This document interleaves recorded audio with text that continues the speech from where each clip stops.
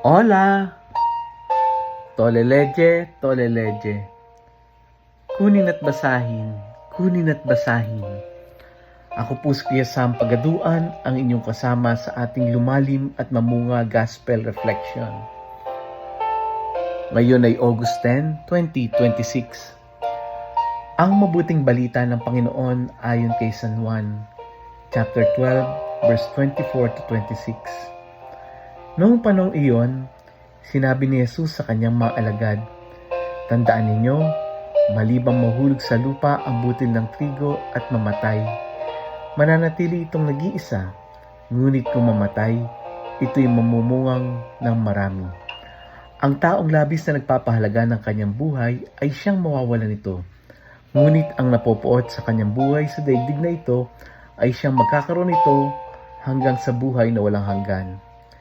Dapat na sumunod sa akin ang naglilingkod sa akin, at saan man ako naroon din ang lingkod. Pararangalan ng Ama ang sinumang naglilingkod sa akin." Ang mabuting balita ng Panginoon. Pinupuri ka namin, Panginoong Hesukristo. Happy Monday po sa inyong lahat. Kamusta na po kayo? Kamusta na po ang mas marami sa mga nakikinig sa atin pagkatapos ng mga sunod-sunod na mga malalakas na ulan? Sa gospel natin, sinabi ni Jesus na kung ang butil ng trigo ay maliban na lamang na kung ang butil ng trigo ay mahulog at mamatay, mananatili itong nag-iisa. Ngunit kung ito'y mamatay, mamumunga ito ng sagana. Napakasimple ng paglalarawan. Ang isang butil or kahit anumang buto ay mananatiling buo yung buto na yon.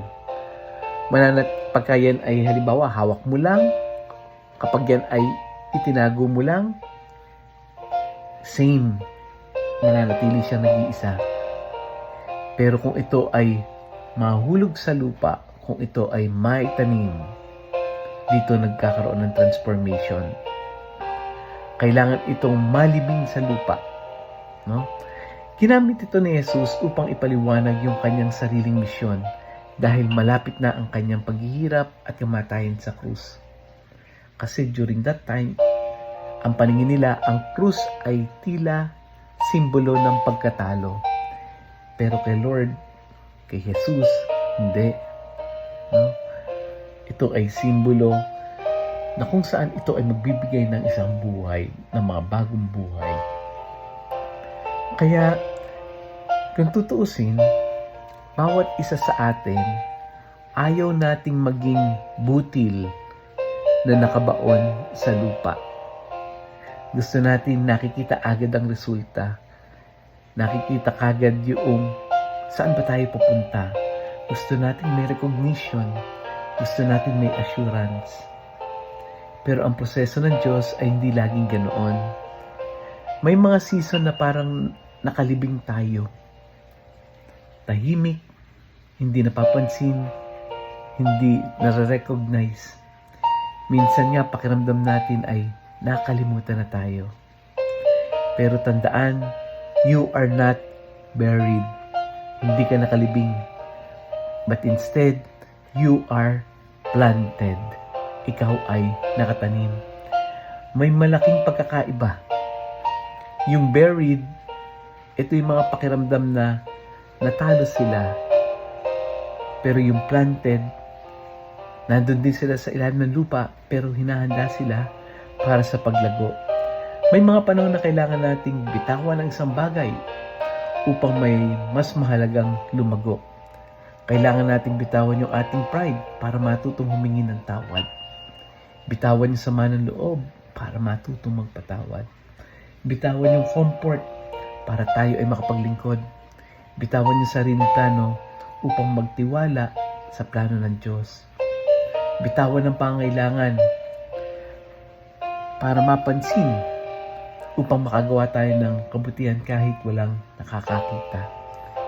Ito yung mga kailangan natin na bitawan. Na lagi natin tatandaan yung ano man ang ginagawa natin, yung sakripisyo natin while we are planted, habang tayo ay nasa ilalim, ito later on ay mamumunga. Ito ay magdadala ng pagbabago sa atin. Let us pray. Lord, salamat sa paalala mo na ang buhay ay hindi lamang tungkol sa sarili namin. Turuan mo kaming maging tulad ng butil ng trigo. Handang mahulog, maghintay at magbigay ng sarili upang mamunga. Kapag kailangan namin bitawan ang aming pride, tulungan mo kami. Kapag kailangan namin magpatawad, bigyan mo kami ng lakas ng loob.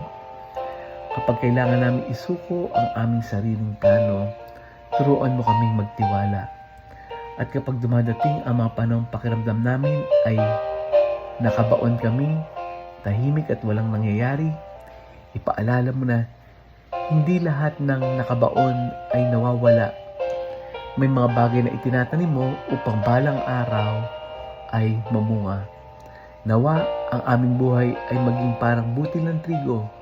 Maliit man, ngunit kapag nailagay sa iyong kamay, magkaroon ng bungang makapagbibigay buhay sa iba. Amen.